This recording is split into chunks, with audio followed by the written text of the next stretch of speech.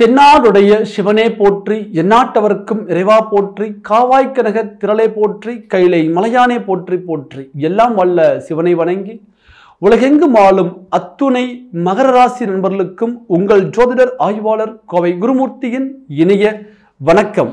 மகர ராசி நண்பர்களே, ஜோதிடம் சார்ந்த பல பயனுள்ள சித்தாந்தங்களை தொடர்ந்து பதிவிட்டு வருகின்றோம். அந்த அடிப்படையில் இன்றைய தினம் நாம் காணக்கூடிய தலைப்பு, மகர ராசி நண்பர்களுக்கு குரு பகவான் மற்றும் செவ்வாய் பகவானால் கிடைக்கக்கூடிய குரு மங்கள யோகம். இந்த யோகம் உங்களுடைய வாழ்க்கையில எது போன்ற ஒரு மாற்றங்களையும் ஒரு முன்னேற்றங்களையும் கொடுக்க போகின்றது என்பதை இந்த பதிவுல துல்லியமா எளிமையா நம்ம பார்க்க போறோம். நம்ம சேனலை முதல் முறையா பார்க்கக்கூடியவங்க நீங்களா இருந்தா சப்ஸ்கிரைப் பண்ணிக்கோங்க, பெல் பட்டன் கிளிக் பண்ணி ஆல் ஆப்ஷன் கொடுத்துக்கோங்க. என்னுடைய காணொளிகள் உங்களுக்கு உடனுக்குடனே வந்து அடையும். அது உங்க வாழ்க்கையில ஏதோ ஒரு வகையில ஒரு நல்ல பயனுள்ள தகவல்களாக இருக்கும். ஆக மகர ராசி நண்பர்கள் பொதுவாகவே ஒரு விஷயத்தை முடிவு பண்ணா அந்த விஷயத்துல தீர்க்கமா நிற்கக்கூடியவங்க, அதே போல நிதானமா செயல்படக்கூடியவங்க. சனி பகவான் தன்னுடைய ராசிக்கு அதிபதி, நீதிமான். ஒருத்தரை கெடுத்து நம்ம வாழணும் அப்படிங்கிற எண்ணம் இருக்காது. தன்னுடைய உழைப்புக்கு தகுந்த ஊதியம் தனக்கு கிடைத்தால் மட்டுமே போதுங்கிற எண்ணம் இருக்கும். ஏன்னா உங்க வாழ்க்கையில நீங்க நிறைய பேருக்கு உதவி பண்ணி அவங்களுடைய வளர்ச்சிக்கு நீங்க உறுதுணையா இருந்திருப்பீங்க. ஒருத்தரை கெடுத்து அதனால நீங்க பலனடையணும் அப்படிங்கிற எண்ணம் இதுவரையும் வந்ததில்லை, இனியும் வர போறதும் இல்லை. அதே போல சின்ன வயசுல இருந்தே பார்த்தீங்கன்னா தன்னுடைய சுய முயற்சியால நீங்க வளர்ந்திருப்பீங்க. யாருடைய ஒரு பின்பலமும் பெரிய லெவல்ல இல்லாம சுய முயற்சியால கஷ்டப்பட்டு மேல வந்திருப்பீங்க. எவ்வளவு ஒரு மனிதனுடைய வாழ்க்கையில கஷ்டங்களை தாங்க முடியுமோ அந்த அளவுக்கு கஷ்டங்களை தாங்கியே ஒரு நல்ல நிலைக்கு வந்திருப்பீங்க. ஒரு குறிப்பிட்ட வயசுக்கு மேல ஒரு நல்ல ஸ்டேஜுக்கு நம்ம வந்துட்டோம்னு நினைக்கக்கூடிய இந்த தருணத்துல ஒரு மிகப்பெரிய ஒரு அடி இந்த மகர ராசி நண்பர்களுக்கு இளமையிலேயே வந்த 7 சனி. அதே போல பாருங்க, 2வது சுத்தா இருக்கக்கூடியவங்களுக்குமே கூட ஒரு மிகப்பெரிய ஒரு முன்னேற்றங்களோ அல்லது ஒரு வளர்ச்சிகளோ இல்லை. எல்லாமே ஒரு சில தடங்கல்கள் தான். ஏதோ இருக்கிறோம் அப்படின்னு சொல்லக்கூடிய நிலைமையில் தான் இருக்கிறோமே தவிர எல்லாமே சிறப்பா இருக்கு அப்படிங்கிற நிலையில நிறைய மகர ராசி நண்பர்களுக்கு இல்லை. சரி, இந்த பலன் இப்படி ஒரு கஷ்டமான சூழ்நிலை இருக்கக்கூடியவங்களுக்கும் ஒரு நல்ல ஒரு முன்னேற்றத்தையும், அதே போல ஓரளவுக்கு இன்னைக்கு நாங்க எல்லாமே சரி பண்ணி வந்துட்டு இருக்கிறோங்க. எங்களுடைய தாத்தா காலத்துல அவங்க வாழ்ந்த வாழ்க்கையை விட, அப்பா காலத்துல அவர் வாழ்ந்த வாழ்க்கையை விட இன்னைக்கு நாங்க தலையெடுத்து ஓரளவுக்கு முன்னேற்றம் அடைஞ்சிட்டு இருக்கோம். இனி எங்களுடைய வாழ்க்கை இன்னும் பல மடங்கு வளர்ச்சி அடையுமா, எங்களுடைய வாழ்வாதாரம் நல்ல ஒரு முன்னேற்ற நிலைக்கு வருமா இந்த கிரக இணைவுகளால அப்படின்னு எதிர்பார்க்கக்கூடிய இரு தரப்பினருக்குமே இந்த பலன் பொருந்தும். 100% இன்னைக்கு நீங்க நல்ல நிலைமையில் இருக்கிறீங்க அப்படின்னா இன்னும் பல மடங்கு நீங்க வளர்ச்சி அடையக்கூடிய ஒரு பலன்களாக இந்த பலன் இருக்கும், இந்த கிரக யோகம்.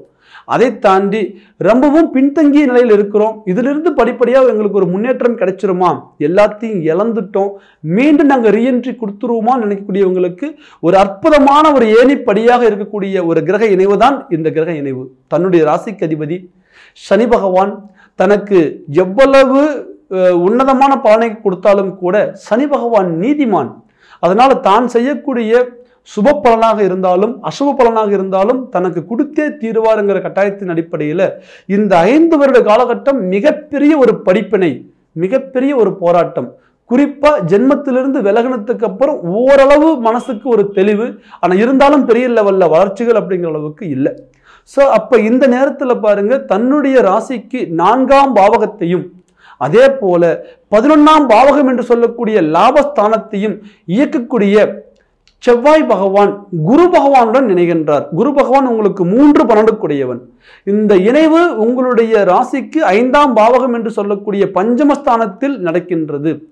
3-12ஆம் பாவகாதிபதி முயற்சி ஸ்தானாதிபதி 5ஆம் பாவகத்தில் அமர்வது சிறப்பா, 5இல் குரு கெஞ்சினாலும் கிடைக்காது.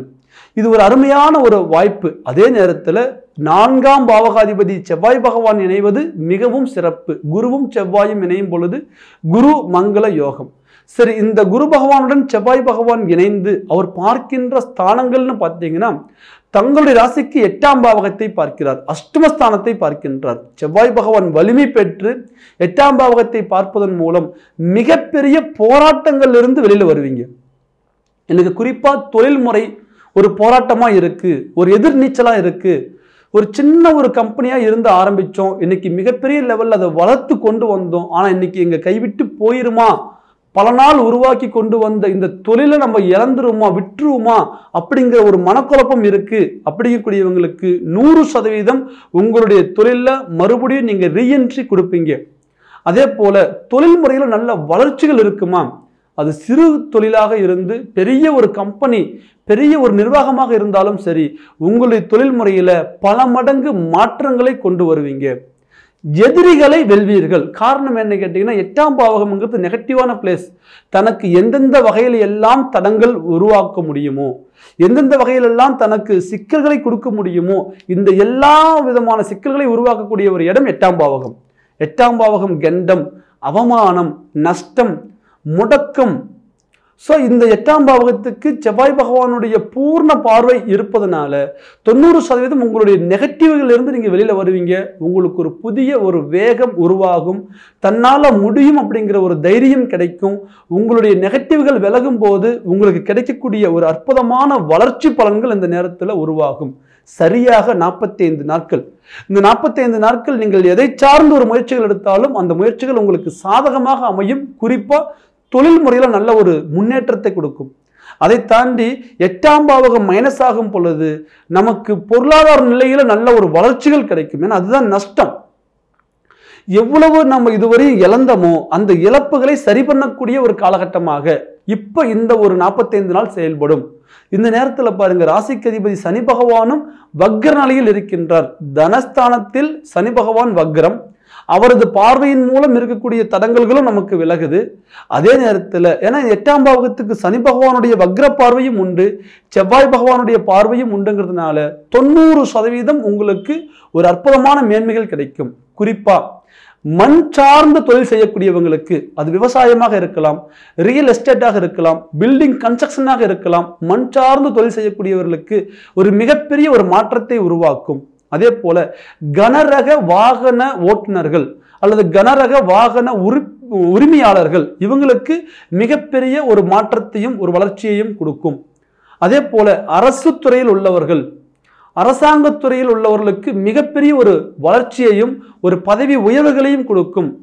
மதிப்புக்குரிய சீருடை பணியில் பணிபுரியக்கூடிய ஒரு காவல்துறையில் உள்ளவர்களுக்கு ஒரு அற்புதமான ஒரு நல்ல ஒரு இணக்கத்தை கொடுக்கும், நல்ல ஒரு பதவி உயர்வுகளை கொடுக்கும். தன் மேல ஏதாவது ஒரு வீண் பழி, நம்ம ஊருக்கே நம்ம எல்லா விஷயத்தையும் நல்லது கெட்டது நம்ம பார்க்குறோம், ஆனால் நம்ம மேலே ஒரு வீண் பழி வந்துருச்சு அப்படின்னு நினைக்கக்கூடிய அரசு பணியாளர்களுக்கு உங்க மேலே சுமத்தப்பட்ட வீண் பழிகள் விலகும். ஏன்னா 8ஆம் பாவகம் தான் வீண் பழி. ஸோ அப்போ தன் மேலே ஏதாவது ஒரு கரை படியக்கூடிய ஒரு சூழ்நிலை இருந்தாலும் அந்த கரைகள் விலகும். உங்களை நீங்கள் யாருன்னு ப்ரூவ் பண்ணுவீங்க. உங்கள் மேலே சுமத்தப்பட்ட குற்றம் போலியானது அப்படிங்கிறது நீங்கள் இந்த நேரத்தில் ப்ரூவ் பண்ணுவீங்க. 8ஆம் பாவகம் தன்னுடைய குடும்ப ரீதியாக இருக்கக்கூடிய சிக்கல்களை தீர்க்கும். சரி, ஆக இவ்வளவு ஒரு அற்புதமான ஒரு நிலை நமக்கு சரியான 45 நாள். இந்த 45 நாள் உங்களுக்கு முறையாக பயன்படுத்தும் பொழுது உங்கள் மேலே இருக்கக்கூடிய அந்த அவமானங்கள், வீண் பழிகள் விலகக்கூடிய ஒரு வாய்ப்பாக அமையும். இந்த நேரத்தில் அதை சார்ந்த முயற்சிகளை பலப்படுத்தணும். நம்ம அமைதியாக இருக்கிறோம், எல்லா பிரச்சனையும் முடிஞ்சிருமோனா முடியாது. நீங்கள் இதுவரையும் போராடி என் மேலே சுமத்தப்பட்ட குற்றங்கள் அல்லது நான் பட்ட கஷ்டங்கள் எல்லாம் போலி அப்படின்னு சொல்லி நம்ம சொல்லக்கூடிய ஒரு சூழ்நிலைகள் இருக்கு அப்படின்னா அது இந்த நேரத்தில் நம்ம சரியாக முயற்சி பண்ணும் பொழுது அந்த குற்றங்கள் களையப்படும். உங்கள் மேலே இருக்கக்கூடிய உண்மைகள் வெளியே வரும். நீங்கள் யாருங்கிறது இந்த இடத்துல நீங்கள் ப்ரூவ் பண்ணுவீங்க. அதே போல செவ்வாய் பகவானுடைய பார்வை பாருங்க, அடுத்ததாக 11ஆம் பாவகத்திற்கு இருக்கு. குருவுடன் இணைந்து பஞ்சமஸ்தானத்தில் நின்று 11ஆம் பாவகத்தை பார்க்கின்றார். இந்த 11ஆம் பாவகம்ங்கிறது உயர் பதவி, உயர் அந்தஸ்து, இடம் மாற்றம், வேலை மாற்றம், வீடு தன்னுடைய இப்ப இருக்கிற இடத்துல இருந்து நம்ம வேற வீடு மாறலாமா? கண்டிப்பாக மாறலாம். பதவியில உயர்வுகள் கிடைக்குமா? கட்டாயம் உயர்வுகள் கிடைக்கும். ஊதிய உயர்வு பெறுமா? லாபஸ்தானம் ஊதிய உயர்வு பெறும். சார், அதே நேரத்தில் எனக்கு ஒரு மிகப்பெரிய ஒரு பெரிய பிரச்சனைன்னு கேட்டிங்கன்னா, திருமண வாழ்க்கையில் முதல் தாரத்தை இழந்து நிற்கிறேன், எனக்கு ஒரு மறுமணம் அமையுமா? கண்டிப்பாக உங்களுக்கு மறுமணம் அமையும். ஏன்னா 11ஆம் பாவகம்ங்கிறது மறுமணத்துக்குரிய ஸ்தானம். அவருடைய ஸ்தானத்தை செவ்வாய் பகவானே பார்க்கின்றார், பிளஸ் குரு பகவானும் பார்க்கின்றார்.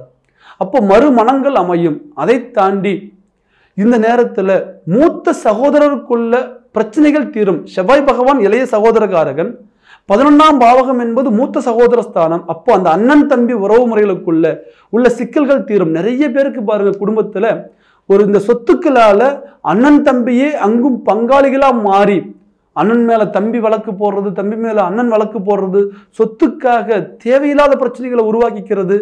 இல்ல அண்ணன் தம்பி ஒற்றுமையா இருந்தாலும் அவங்கள சுத்தி உள்ளவங்களால ஒரு பிரச்சனைகள் உருவாகிறது. ஸோ இதனால வரக்கூடிய ஒரு பிரச்சனைகள் தீர்ந்து அந்த அண்ணன் தம்பி உறவுகள் பலப்படும். அதே போல இந்த செவ்வாய் பகவானுடைய பார்வை பாருங்க 12ஆம் பாவகத்திற்கு இருக்கு.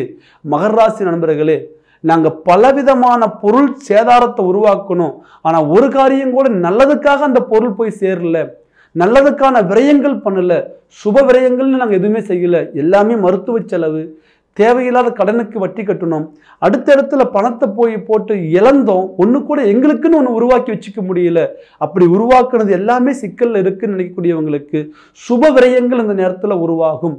பூமி வாங்கக்கூடிய ஒரு யோகம். அதே நேரத்தில் வீட்டில் சுபகாரியங்கள் தடையாக இருந்தால் கண்டிப்பாக சுபகாரிய நிகழ்வுகள் கிடைக்கும். மண் அமையக்கூடிய ஒரு யோகத்தை தாண்டி மனை அமையக்கூடிய ஒரு யோகம். உங்களுக்கான நிரந்தர அசட்டு இப்போ இந்த நேரத்தில் உருவாக்கலாம். இதுவரையும் வாங்கலாம்னு நினைச்சோம், தடங்கள் ஆயிட்டே இருக்கு, இதுக்கு மேல வாங்குற வாய்ப்புகள் அமையுமா நினைக்கக்கூடியவங்களுக்கு கட்டாயம் இந்த பலன் அருமையான பலனாக இருக்கும். சார் இப்போ நாங்கள் எதிலாவது இன்வெஸ்ட்மெண்ட் பண்ணலான் இருக்கோம், இந்த நேரத்தில் அது செய்யலாமா? 100% தைரியமான முறையில் அசையா சொத்துக்கள் மேல நீங்க முதலீடு பண்ணலாம். அப்படி பண்ணக்கூடிய முதலீடு உங்களுக்கு சரியான முறையில் ஒரு வளர்ச்சியை கொடுக்கும். அதே போல கவனமா முதலீடு பண்ண வேண்டிய ஒரு விஷயம் என்னன்னு கேட்டீங்கன்னா, பார்ட்னர்ல நானும் இன்னொருத்தர் சேர்ந்து ஒரு இன்வெஸ்ட்மெண்ட் பண்ணலான் இருக்கிறோம், இந்த இடத்துல கொஞ்சம் கவனமா இருக்கணும். ஏன்னா அவருடைய ராசி என்ன, அவருடைய திசா புத்திகள் என்ன, இவரும் நம்மளை இணைஞ்சா இந்த ஒரு காரியம் பலன் கொடுக்குமா, இப்ப நமக்கு நல்ல முறையில் சந்தோஷமா இருக்கக்கூடிய இந்த உறவு ஒரு குறிப்பிட்ட நாளுக்கு அப்புறம் ஒரு சில விரிசல் வந்துருமா அப்படிங்கிறத பார்த்து நீங்க முதலீடு பண்ணுங்க. தனித்து பண்ணக்கூடிய எந்த ஒரு விஷயமா இருந்தாலும் நீங்க தைரியமா செய்யலாம்.